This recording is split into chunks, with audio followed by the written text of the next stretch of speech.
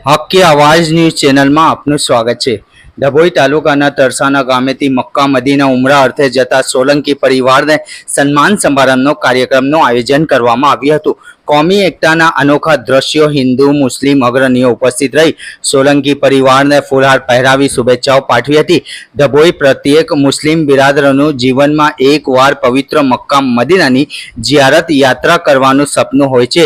ઇસ્લામ ધર્મમાં હજ પડવાનું વિશેષ મહત્વ રહેલું છે।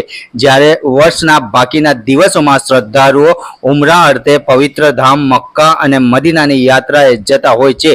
આવા જ પવિત્ર કાર્ય માટે ડભોઈ તાલુકાના તરસાના ગામેથી પવિત્ર મક્કા મદીનાની ઉમરા યાત્રા અર્થે જઈ રહેલા સોલંકી પરિવાર માટે ગામના એક વિશેષ સન્માન સમારંભનું ભવ્ય આયોજન કરવામાં આવ્યું હતું। કોમી સૌહાર્દ અને એકતાનું ઉદાહરણ આ સન્માન સમારંભની મુખ્ય વિશેષતાએ રહી કે તેના ગ્રામીણ સાંસ્કૃતિક અને કોમી એકતાના સુંદર દર્શન થયા હતા।